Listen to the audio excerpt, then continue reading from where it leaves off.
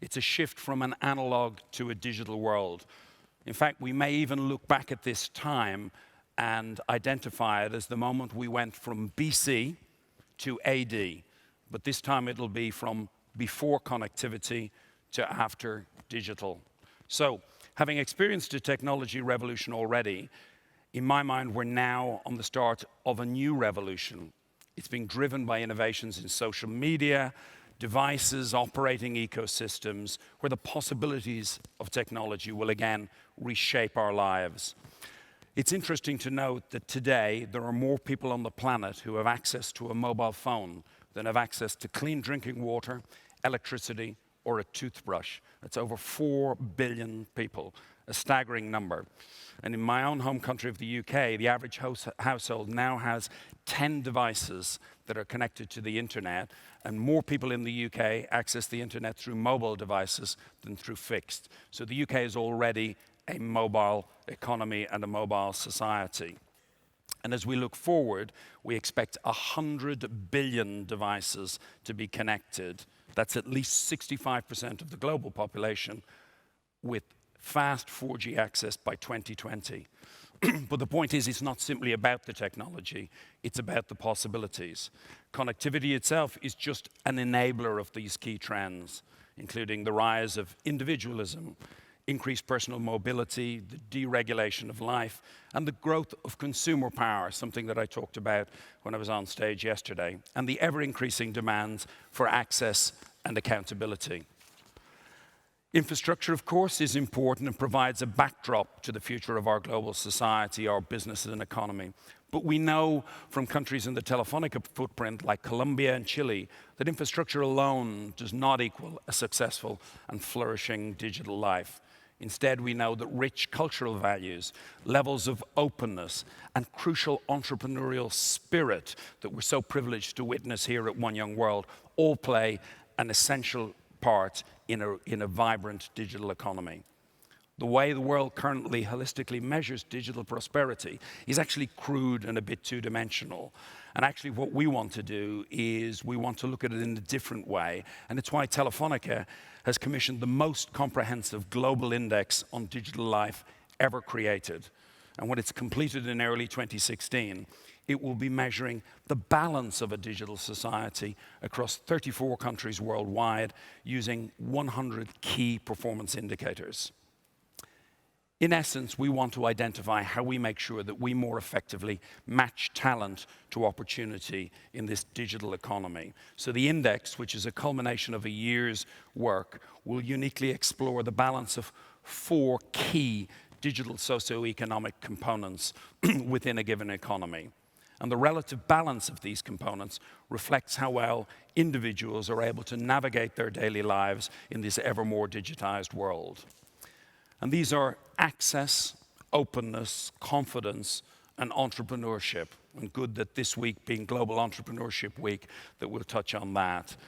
So in a moment, Zoltan will help me to just build out a little bit more about what those mean. But the first cut of the index suggests that the global picture is not how you might predict it. Indeed, there's much that different economies and geographies can learn from each other.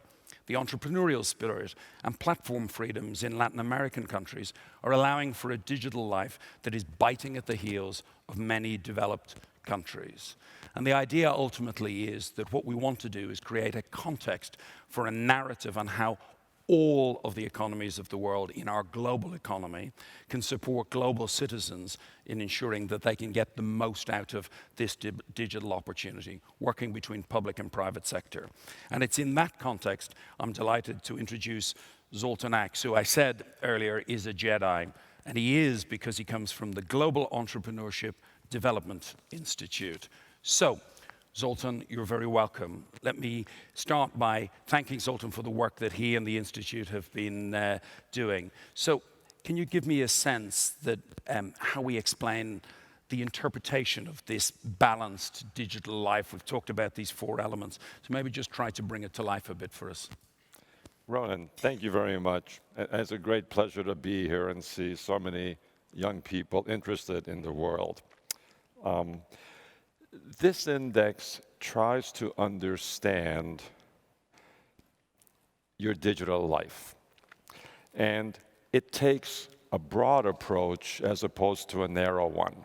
So when we think of a broad approach, we think of a socioeconomic approach that includes all the actors of society, from governments to NGOs to consumers to entrepreneurs. And to try to bring this index together, we focus on sort of 4 questions, right? The first one is, how do you get connected? How does that work in different countries and different cultures, right? The second one is, how easy it is to get information to work. How easy do you get online? How easy do you get off? What does it cost? The third one is, can you trust it? You want your younger brother and sister to be able to get on and them to have a good experience. So trust is important. And the final one is really about, right, entrepreneurship and economics. In a digital world, we want people to be able to use these technologies to create businesses, to create values, to create a better world. So these 4 components of access, openness, confidence, and entrepreneurship, we've established as a part of a living digital life. Perfect. And just in like a few words for each one of them, just kind of summarize what each one really stands for, and then what we'll do is we'll introduce our delegates and ask them to talk a little bit about each one. So the way we think of this, right, is there's 2 components to this. One is the individual, right? All of you, right? We want to make it easy for individuals to navigate the digital world, right? And so what we look at on the other side, right, is what is the balance between these 4 components? And by balance, we mean if you have access, but you have no openness, it's not a good experience. Or if you don't trust it, it's not a good experience. And if there's no access, there's no experience. So when we think of, right, access, right, it's about connectivity, right? How do we connect? How much it costs, technology, et cetera. Right? Openness is about open platforms. It's about digital concentration, digital public service, right? Confidence encompasses digital adoption, privacy, security, right? And the entrepreneurial component is really about, do people have the skills to do this? Are they innovative? How does their business model work? How are these things financed? So the 4 of these come together and they present a balanced digital life. So it's connecting people to the overall ecosystem. And one thing to just make very clear, this is not about your online life. This is about the fact that digital and the technology permeates every aspect of people's behaviors, society, and life. So it really is an index for an ever more digitally engaged life in whatever aspect of society you are. Let's pause at that stage to take the opportunity to introduce our delegates. So can I ask our delegates to join us on stage? Guzmi Pundal, Mohammed Oday Al-Hashmi, Mandy Benjamin, and Mazen Khalil.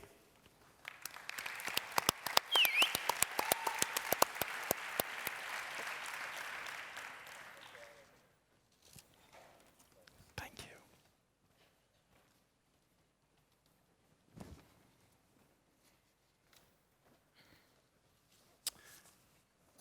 Thank you all for joining us. And what we want to do is just ask each one of the delegates to talk a little bit about what's going on in their life at the moment, and particularly to contextualize it around one of the aspects that we've talked about. So can I ask, Guzmeep, can I ask you to start? Thank you.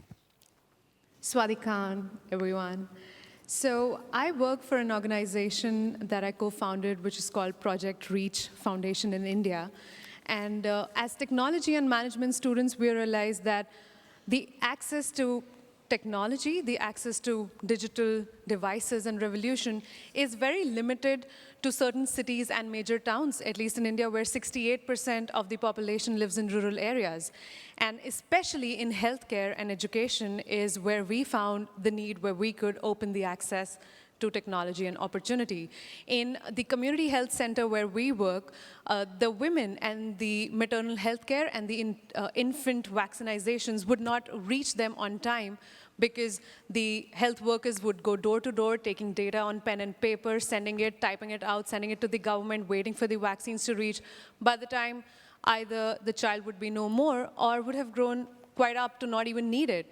So working with apps like Ona.io, we introduced them to using online form filling applications, teaching these health workers how to use smartphones so they could be the pioneers of change and learning how to use it and have all the data online on a digital platform to access easily, to get the vaccines faster, and also use IVR technology to remind people and tell them that the next dose is due in a month, tomorrow, whenever, instead of having to go door to door to all of these villages. Also in education, where we have open access, is in urban slums, the municipal schools the children are so restricted. They have only one teacher running a lot of schools, and we're trying to teach them English and job skills through tablets and smartphones. So not only do they have a digital platform which they wouldn't have access to otherwise, but they have an openness to inquisitiveness and curiosity that we're trying to build. Yes, we do face resistance in terms of acknowledging that a problem exists or a solution requires change, but we're trying to overcome that with some motivation, training, encouragement, and technology. Thank you, Guzmib. And that's a great practical example of access by using health workers to make sure that access is not just for the health worker, but also in areas where maybe literacy might be a constraint, actually ensuring that everybody can access. Uday, can I ask you to speak next a little bit about openness? Thank Absolutely. You. Hi, guys. My name is Odeh Hashmi. I'm a co-founding team member of Chiron Open Higher Education. Chiron is a nonprofit NGO with an aim to provide refugees worldwide with free access to higher education and the opportunity to graduate with an internationally accredited university degree. So we started the project, we started working on the concept less than a year ago. We started with around 5 people, and right now, like almost a year afterwards, we have 86 people working on our team, plus 150 volunteers. They give us a few hours every week. We managed to raise more than 500,000 euros in less than 2.5 months since we started the crowdfunding campaign 2.5 months ago. Last month, we launched our our programs, and we took in 1,000 refugee students that are now on their way to obtaining their bachelor's degree 3 years from now. We started with, I mentioned we started with 4 people, and we started in Berlin, actually.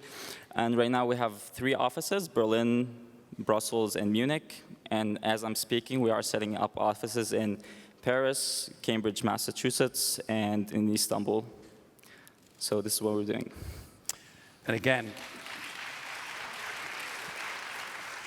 a great opportunity identifying that openness of platform and actually addressing a key disadvantaged community at a critical time in their lives.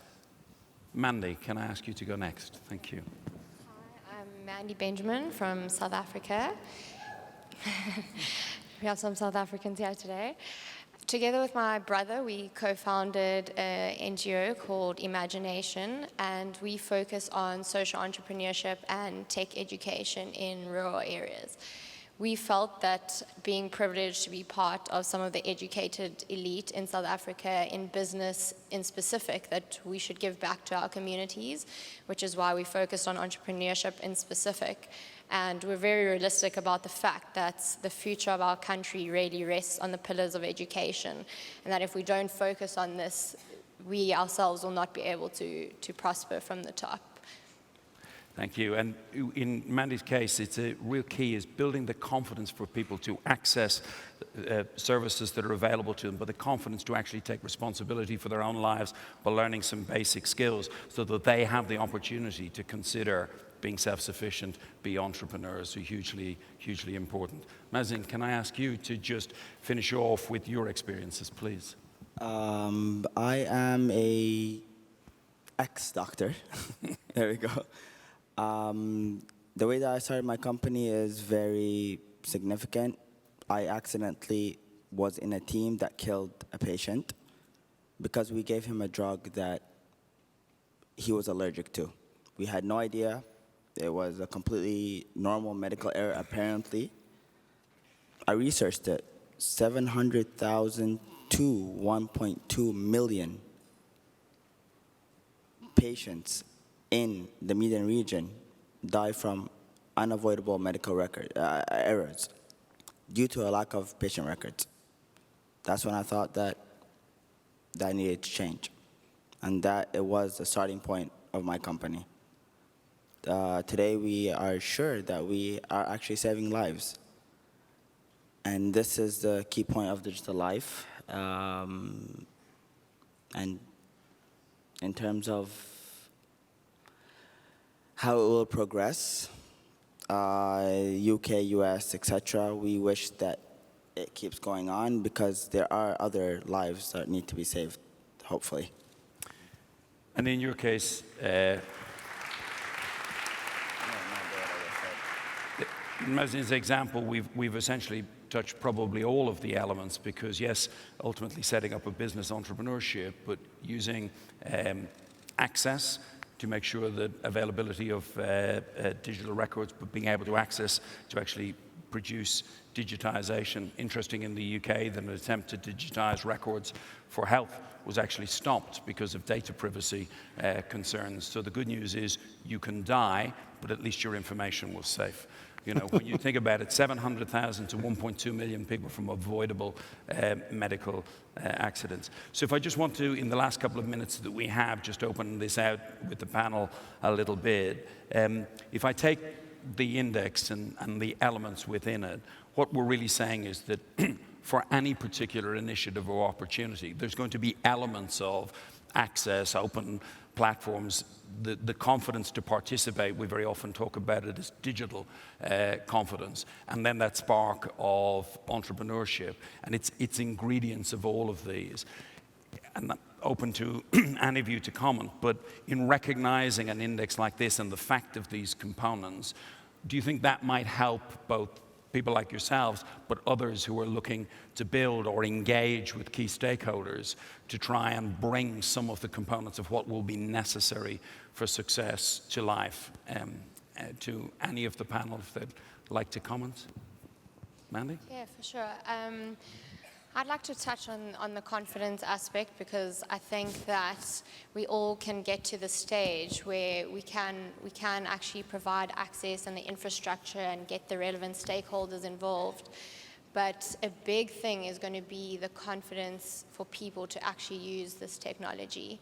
And I think that in a South African context, which is not quite unlike any other developing countries around the world, we actually have a very young population where 45% are under the age of 24, and that number goes up to 55% under the age of 30.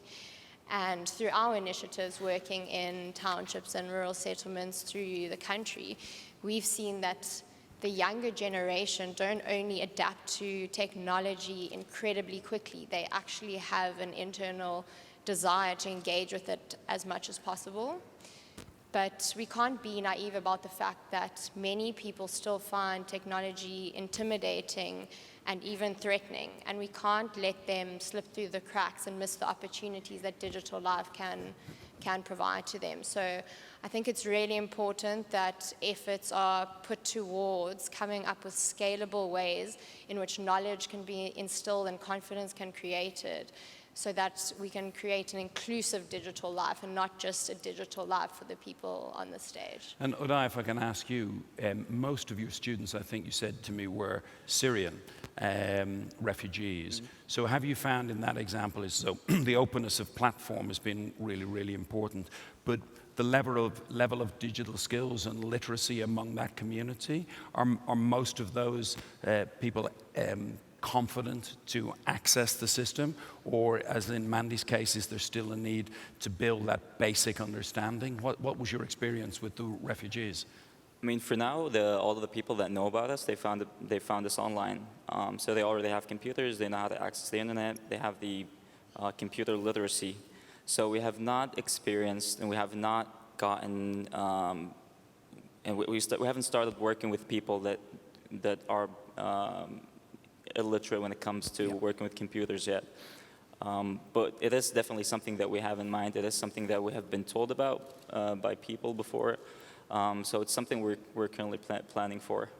And I think that's a really important point, and you see it in many of your own countries, this concept of we all can get excited about the possibilities of technology and this new digital opportunity, but there's also a risk of creating a digital divide. So we have to make sure that we focus on that access and openness and giving people the confidence to go online. And even in a relatively developed economy like the UK, there's still 15% of the population that aren't online in an environment where more and more of citizenship services and government services are available primarily online. So we have to make sure that in our excitement about us as a digital native community. You notice I included myself as a 52-year-old in with all of you as digital natives.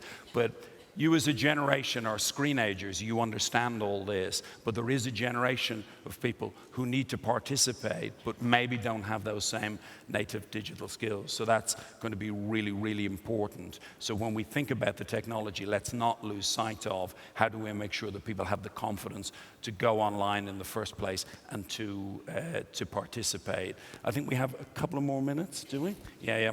I'm watching my clock very carefully. If I take the entrepreneurship thing, one of the things that we've been doing in Telefonica is, some of you may have heard of our initiative Wyra, which is an incubator startup. And we actually started our first ever academy in Bogota, in Colombia. And we did that to address one of the elements that this socioeconomic index is trying to address, which was the assumption was that if you wanted to start a business in Colombia, you needed to go to California. And that's simply not true. There is the opportunity to create an ecosystem that will support entrepreneurship in any community. And yes, you need a certain level of connectivity and access. You need access to platforms, but the native innate digital talents are available in all of these markets. So that recognition that in each environment that you're in, there will be a different balance of these components. There will be some places will have faster internet speeds, but guess what? The internet speeds in Korea are 4 times on average what they are in the UK. But you wouldn't consider the UK as an environment in which you couldn't start up a business. But it may mean that we have to over-index in some other aspects like openness of platforms, the confidence to go online, other things. So I think the message out of the index, and I want to ask Zoltan a question on this, is how do we use this as a tool? So if we recognize that each of the components is important, how do we use it now as a tool to accelerate in markets that maybe haven't seen the opportunity before or who haven't advanced as quickly? Well, I think what we're going to see is that the index really is a compass and a roadmap, right? If you're lost in the woods, if you have a compass and a map, you can find your way. And what we've experienced in the digital world is a lot of times we don't have a compass and a roadmap, and we're sort of lost in the public policy world. And the index is going to help us look at this in all ecosystems and say, here's what's missing, here's what's weak, here's why it's not balanced. And we're going to be able to help policymakers come up with a more balanced ecosystem, and it'll make it easier to start businesses all over the world. And Guzmib, I'm going to take that policy question and pass it to you. So you're working in the health sector. And my experience from working in the health sector in the UK is actually a relatively slow adoption of new technologies. Yet the example that you've given is opportunity to transform the outcomes for patients, which is critical. What's your experience been of dealing with policymakers and about their willingness to engage or adopt? Is that a barrier in your experience? It is in a way a barrier because there is a resistance to accept or acknowledge that it is a problem that the things are going slower, and to also accept that technology can make it go faster, because for them to accept that what they're doing is wrong or could be done better is definitely a barrier. And when we're trying to work with the health workers, since we're not paying them, the only incentive that we have is the motivation for them to be the change makers in their area of work. And that needs to drive, because we see that in India with the startup boom and with how Uber is getting drivers to use smartphones, because they're earning out of it, so the resistance is relatively less. But in education or healthcare, when you want to introduce it to them, it is, so that's where all of us come in, to use whatever people we have around us, even if it's 3, 4, or 5, just teach them. How difficult is it to teach them how to use a smartphone? A lot of people use basic phones, but to have the solution right under our nose and to make it accessible to someone is something that we could begin with. And that's how we'll slowly overcome that barrier, because people will know how to use it, they will be motivated to use it, the demand for the infrastructure will increase, and that's how the network's going to come in. And with initiatives like Facebook's Internet for All, I think that's there to change, definitely. I think that's really important. We think about the internet and access as democratizing access to information.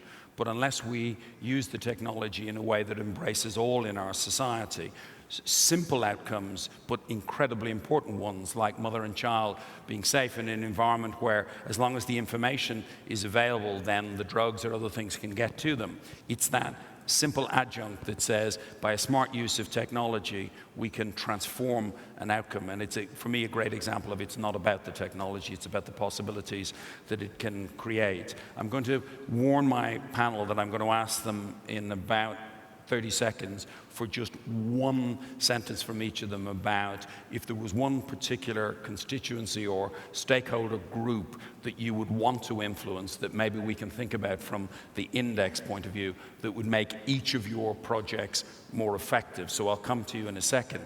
But if I just summarize, the idea of creating this index is that when we come together at One Young World, we come with issues, but we come to take action. We don't simply want to articulate what the problems are.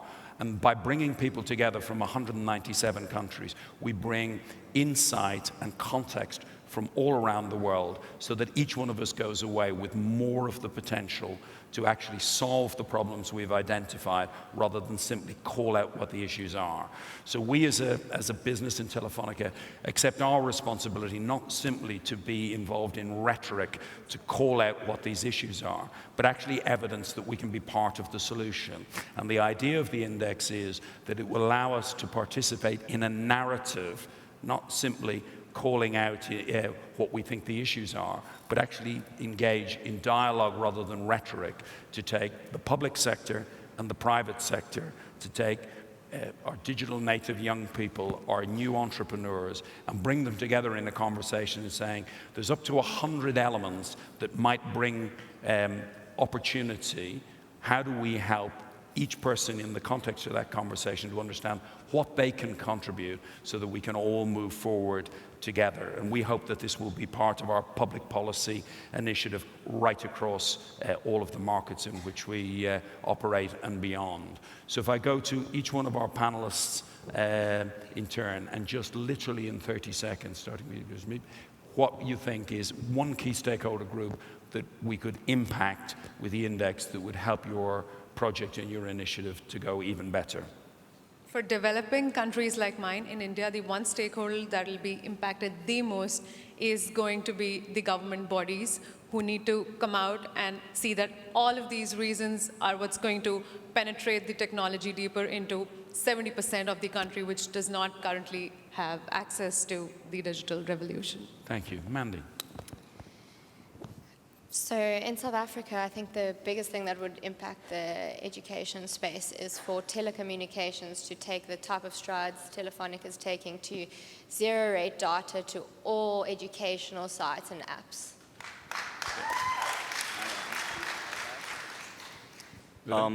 For education as well, I think, I mean, you guys know there are a lot of refugees in camps out there.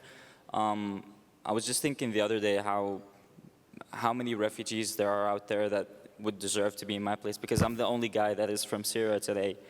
I'm proud of that, but I wish there were more people from my country representing as well. So I was just wondering how many people are in the camps right now that did not have access to internet to apply to come to One Young World. People that deserve to be here just as much as I do, if not more. So I really wish for more access to be in organizations and the United Nations and governments to try to bring access of the internet to the refugees who are really underprivileged right now. Thank you. I just make a quick, sorry.